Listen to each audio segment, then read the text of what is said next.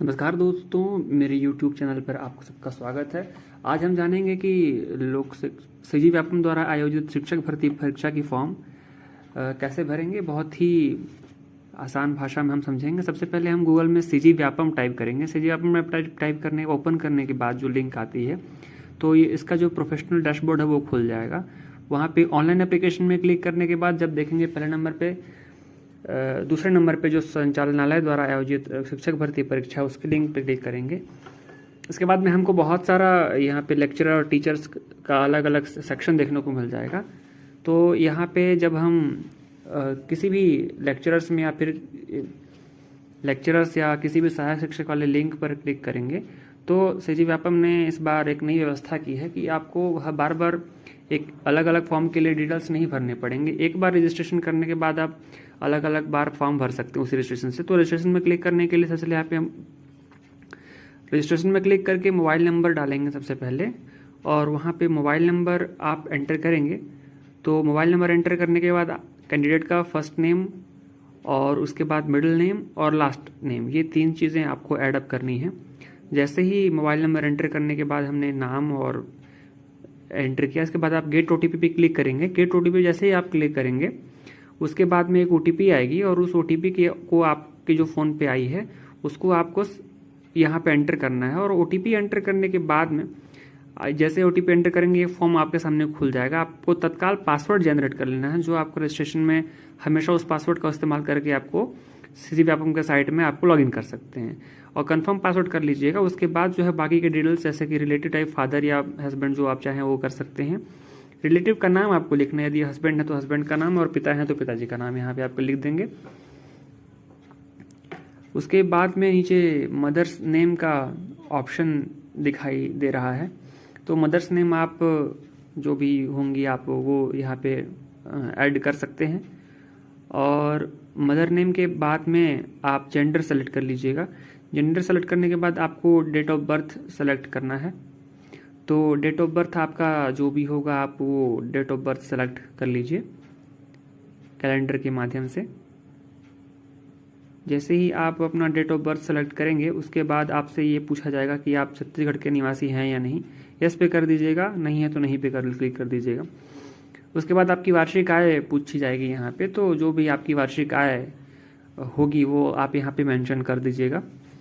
तो वार्षिक आय मेंशन करने के बाद आपको एक इमेज अपलोड करनी है जो 40 से 60 केबी के बीच में होनी चाहिए। वो आप पहले से 40 से 60 केबी के बीच में कन्वर्ट करने के बाद डेस्कटॉप में कहीं पर रख दीजिएगा। और उसके बाद यहाँ पे क्लिक करने के बाद आप उस फोटो को सेलेक्ट कर दीजिए जो आप इसमें अपलोड करना चाह रहे हैं। जैसे ही आप फोटो को यहाँ पे सेलेक्ट करके अपलोड कीजिएगा, यहाँ पे 40 से 60 केबी के बीच में होने के कारण फोटो आपकी आ जाएगी। उसके पश्चात में आप सिग्नेचर अपलोड कर दीजिएगा। और सिग्नेचर का भी प्रारूप वही है कि ये 40 से 60 केबी के बीच में आपका सिग्नेचर होना चाहिए।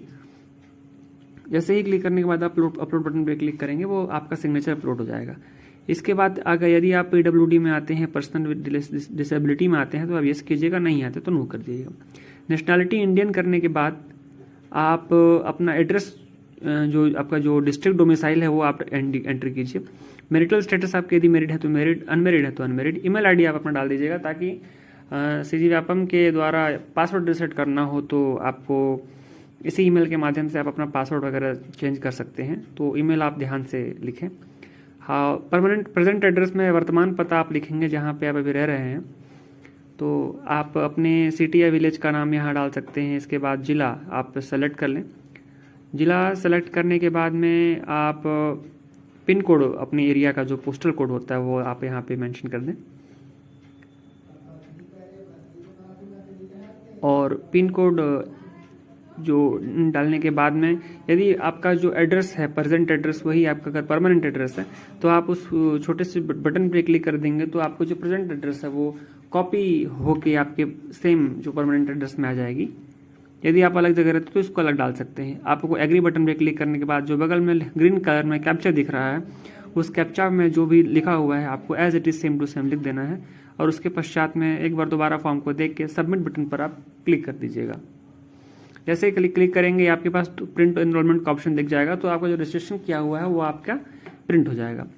तो रजिस्ट्रेशन की कॉपी आप अपने पास रखेंगे। इसके बाद आप जब लॉगिन पेज पे क्लिक करेंगे तो जो आपने रजिस्ट्रेशन का जो मोबाइल नंबर था वो आप डालिएगा, जो भी आपका मोबाइल नंबर जिसमें OTP आया हुआ था। तो इसके बाद जो आपने पासवर्ड उस समय सेलेक्ट किया हुआ था रजिस्ट्रेशन के समय, उस पासवर्ड को आप यहाँ पे एंटर कर दीजिएगा और फिर आपके मोबाइल में एक OTP आएगी। तो अगर ऊपर वाले में ऑप्शन में क्लिक करके OTP है या बिना OTP के कैप्चा को आप डाल के कर सकते हैं। इसके पश्चात में जैसे ही आप ये लॉगिन करेंगे, 2 पोस्ट अभी व्यापम के द्वारा आयोजित हैं। आपको शिक्षक वाले पे क्लिक करना है। शिक्षक वाले पे यदि आप असिस्टेंट टीचर के लिए अप्लाई कर रहे हैं तो असिस्टेंट टीचर पे क्लिक कर दीजिएगा। इसके पश्चात में आप यदि सब्जेक्ट देख लीजिएगा, यदि जो आपको मेंशन करना है। यदि आप सहायक शिक्षक के लिए कर रहे हैं तो आपको सहायक शिक्षक के विषय का चयन करना होगा। इसके पश्चात आपकी यदि आप हायर सेकेंडरी अगर सहायक शिक्षक के लिए कर रहे हैं तो सिर्फ सहायक शिक्षक के हायर सेकेंडरी के मार्क्स आपको अपलोड करना है और हायर सेकेंडरी यहाँ पे क्लिक करना है जो आपने परीक्षा उत्तीर्ण करी है। उसके बाद में नीचे आने पे आपका सारा कुछ जो है सेम आ जाएगा। आपको एग्ज़ाम सिटी सेलेक्ट करनी है जहाँ पे भी आप अपना एग्ज़ाम दिलाना चाहते हैं, और अगर फिजिकली हैंडीकैप्ड है तो यस और नहीं है तो नो कर दीजिएगा। श्रेणी आपको यहाँ पे चूज़ करनी है कि अगर आप एक सर्विसमैन है तो यस, नहीं है तो नो। अगर आई एग्री में क्लिक करके बगल में जो लिखा हुआ कैप्चा है आप उस पर same to same as it is mention कर दें। कैप्चा जैसे ही मेंशन करने के आप सबमिट बटन पर क्लिक कीजिएगा। सबमिट बटन पर क्लिक करने के पश्चात में कन्फर्म और सबमिट पे क्लिक कीजिएगा। एक बार आप फॉर्म को दोबारा रिव्यू कर लें, इसके बाद आप कन्फर्म एंड सबमिट बटन पर क्लिक कर दें। इसके बाद यहाँ पे आपकी प्रोफाइल में ये सेलेक्ट हो जाएगा कि अप्लाइड यदि अप्लाई हो गया है तो अप्लाई वाला बटन आपका हट जाएगा। इसके पश्चात में आप खुद देख सकते हैं कि आपने जो अप्लाई किया हुआ आपके लॉगिन आईडी पे डैशबोर्ड पे स्वयं आ जाएगा। इसी तरह की इंफॉर्मेटिव वीडियोस और भर्ती परीक्षाओं की जानकारी, उनके फॉर्म भरने के तरीके और अन्य प्रकार के विज्ञापन और नोटिफिकेशन के लिए आप इस चैनल को सब्सक्राइब कर दीजिए। हम बहुत ही कम समय में और आसान भाषा में आप तक जानकारी पहुंचाते रहेंगे।